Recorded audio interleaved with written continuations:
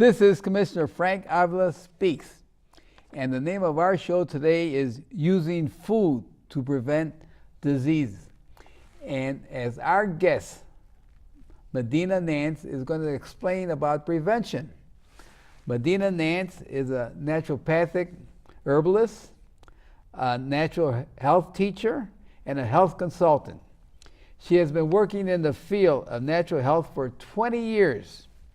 She loves helping to educate on and providing what our system of health care doesn't focus on here in America: prevention and nutrition. She currently helps people by putting together programs to help them avoid or safely come off daily medication, using food, vitamins, minerals, herbs, and lifestyle change to assist the body in healing itself. Some people may have to take certain medications for life, organ transplant. In these cases, the overall health of the organ, system, and persons can be greatly helped with better nutrition, diet, and lifestyle change. God designed the body to heal itself, and it will if given the proper tools and enough time. Thanks for being on our show, Medina. Thank you for having me. I'm honored to be here. Oh, thank you. You know, I watch your show every Wednesday night almost. Oh, thank you. And your show, I think, is the #1 show of all TVs. Cable well, and... That's a hot day. That's oh, a hot no, bar, it's good because you care about the people. Well, I enjoy it, and I have to thank CAN TV for giving us the platform. Yeah. So I enjoy it here. And God gave you a talent to go out and educate the people on prevention. Yes. Yeah. Well, thank you so much. I enjoy helping people to turn their health around because I've had health challenges. Yes. Well, we all had health challenges. Yes. Yeah. You know what? I've got a question. What are some of the chief culprits in the standard American diet or food today that are working against us? Oh, now that's an excellent question. Yeah, it's a big excellent question. It's a big one because we all have to eat. Yes. So what I'm finding is that 80% of the food at our local grocery stores has sugar in it and it's processed. 80%. That's how I grew up eating. And of course I changed, but some of the chief culprits that I see are the vegetable oils, like vegetable oil. It sounds good because you hear the word vegetable. Vegetable, yes. But canola oil, corn oil, all these processed oils, people have no idea how bad they are. Just to give you an idea, most people, when I meet them, they'll say, well, are you a vegan? And that's kind of like the litmus question that they'll ask anyone who's in natural health. Are you a vegan? Do you eat raw? And I wonder if they're thinking about vegetable oils, processed vegetable oils, wheat, that's another big one, and also the sugars. Yes. And there are a lot of sugars, like high fructose corn syrup. So I like to, try to get people to read the labels, whatever it is. If you're putting it in your mouth or on your body, read the labels. Because it isn't just meat and dairy. My parents and their parents grew up on a farm. Yeah. And they grew their own food. Yeah. They didn't have the problem. We didn't have the 24-hour drive through Walgreens. Sure. Yes. So those are some of the biggest culprits are, those things that they put in the food so it'll stay on the shelf. Yes. Preservatives. Salt, sugar, and fat. Yes. And oil. Yeah. Yes. Yes, those are and that's what you give consultation to your people or whoever wants to listen to your TV show. Yes. Yes, because every show that you do is on a different subject. Yes. Yeah. I try to cover it because it's a wide variety of things that we're dealing with today that when I was a little girl, I really had never heard of lupus, fibromyalgia, and if you did, it might have been a rare thing. Yes. It wasn't as much as we see today.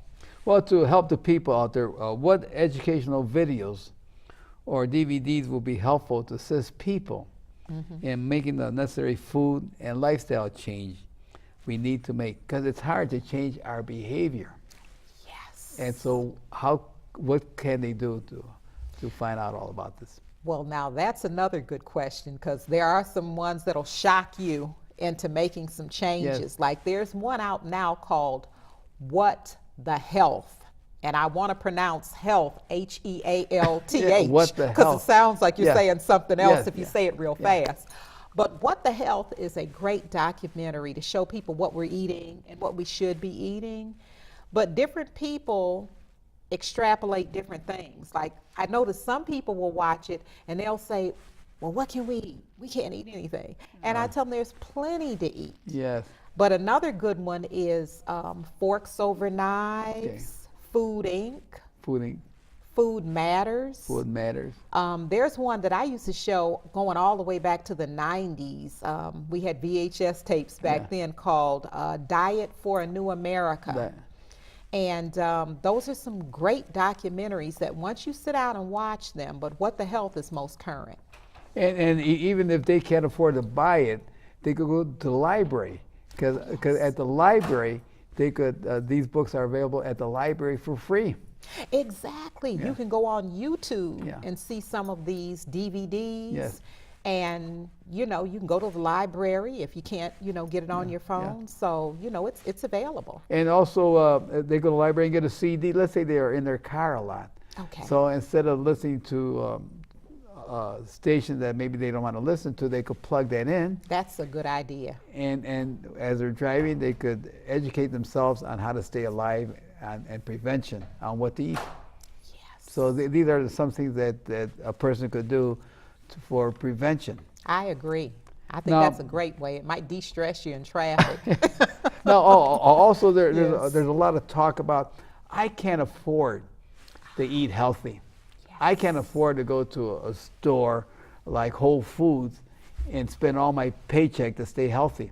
Yes. So can you explain to the audience that what is affordable to eat today? You know what?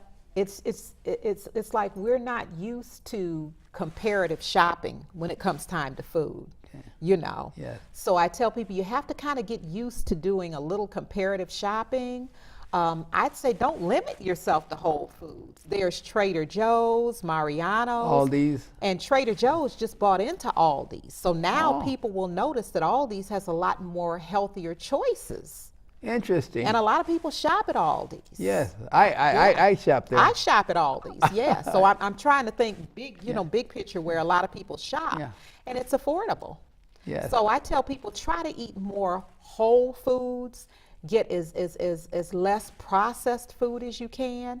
And I recently had someone on Facebook say, well, I want to eat better, but I can't afford it. So I shared with her a link from Trader Joe's that showed how you can eat lunch all week long under $15. Under $15. Yeah, I was talking to one of my staff, Juliet, and she said she was reading a book, which the book says that try and buy your food on the outside where they have the vegetables. If you go into the center, it's all processed food. Yes. See, and so and here she's a young lady and she's reading it now. Yes. See, and so but we should teach that to the grammar school kids Oh, to teach yes. the parents on how to go shopping in the grocery store. Yes, because they're shopping together. Yes. The parents are getting some of what the kids want. The kids are getting, Yeah. So it's interesting because I'm seeing more and more sicknesses and issues in younger people that I used to see in older people. So I think the food is catching up with us. And that's why you mentioned that you're seeing increased amount of cancer, Everything. Diabetic, Diabetes, yes. hypertension, Yes. high cholesterol, Yes. and other disorder with all the money being spent on health care. I mean, look at all the money we spend on trying to solve the problem after it happens. Nothing on prevention, Yes. right? And here what you're talking about is what? Prevention. Yes. Yeah. And it's interesting you said that. I just had a good conversation this week. And I was talking with a gentleman who had traveled around the world. And we were talking about the different places that we've been and how America does spend the most money on health care, but I think it's what we concentrate our money in. We concentrate our money into drugs.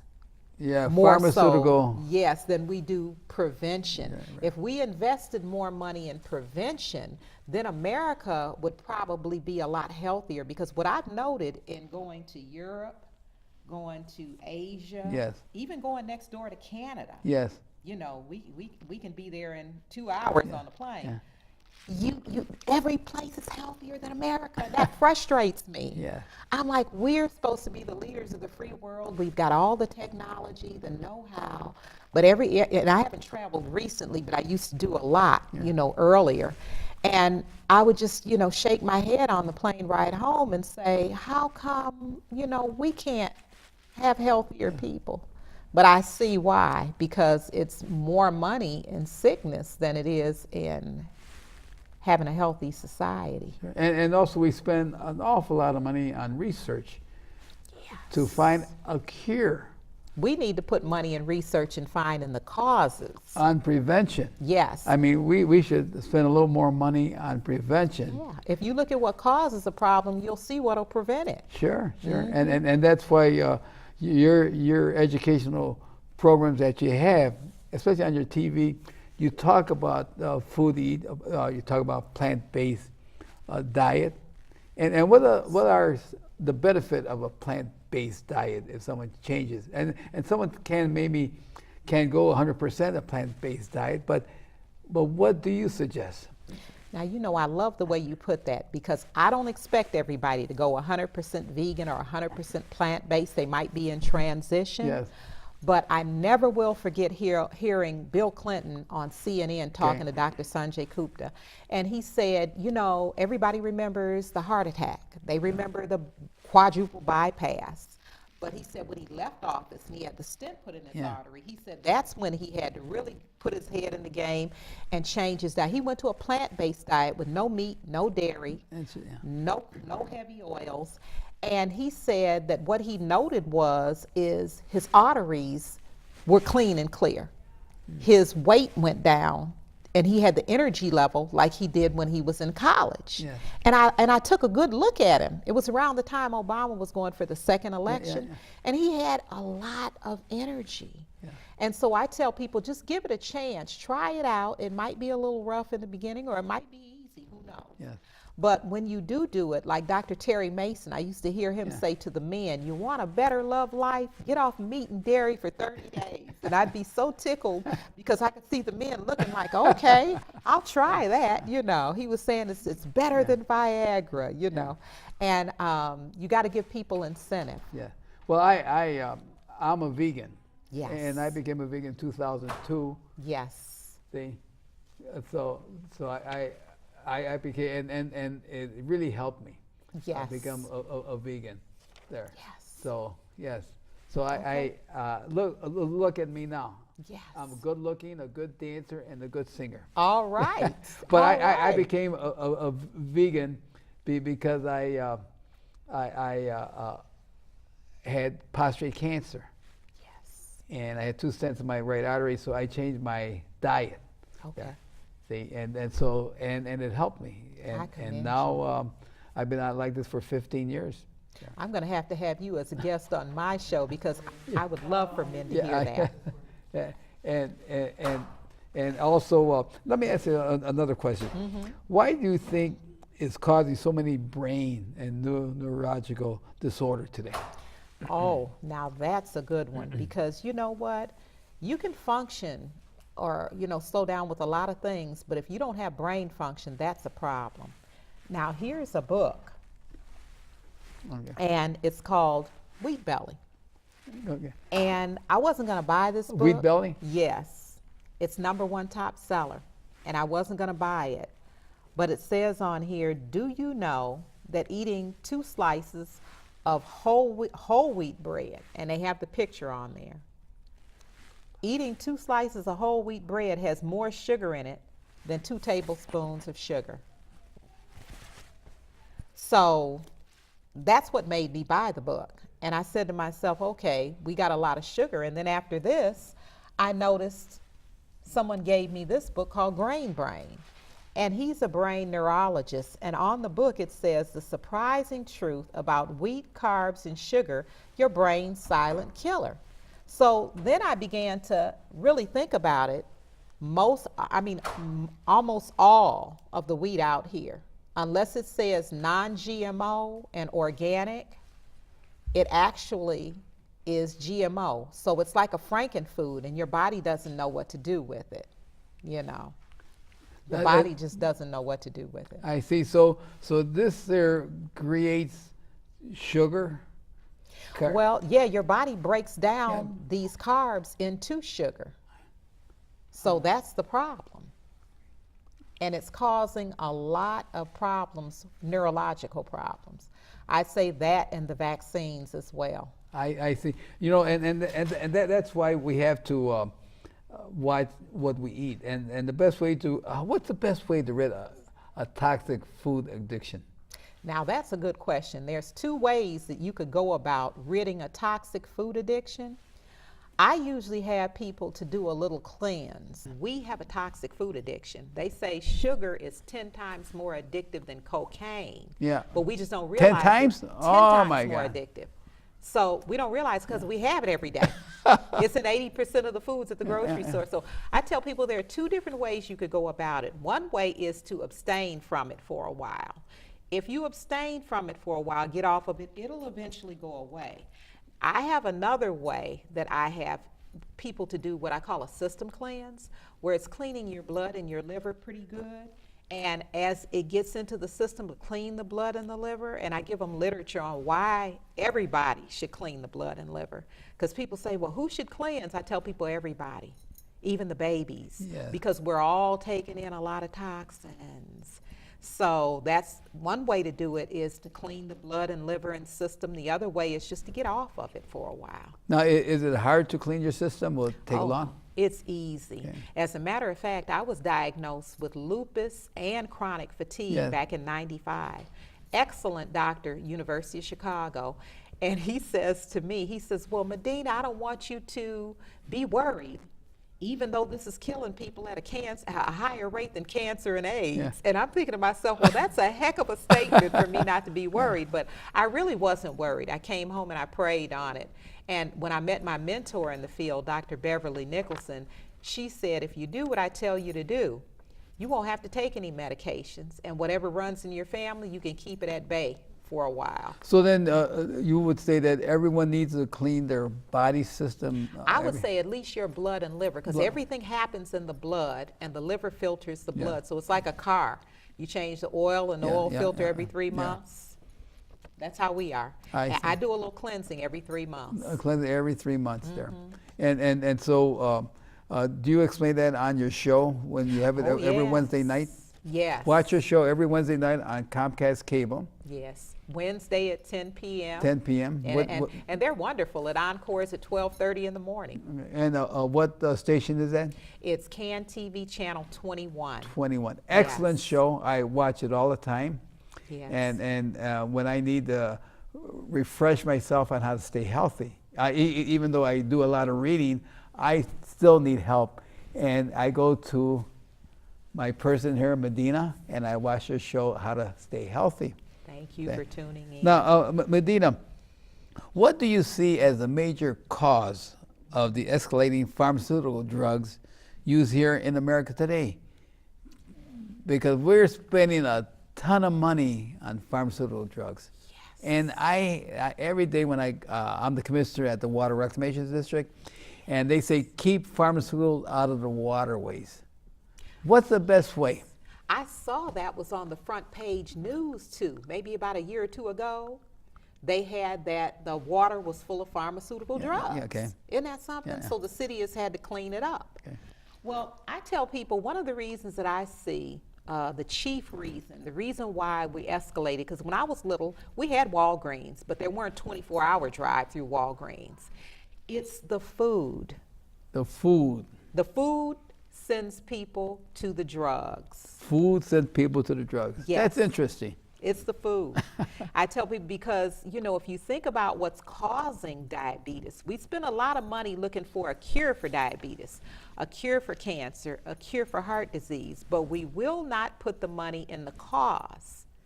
And if you look at the cause of any problem, then you'll see how to avoid it. Prevention. Prevention. There it is right there. So it's the food basically. But there are other attributing factors. Like now I've heard them say on TV that sitting too long or a sedentary lifestyle is the new smoking.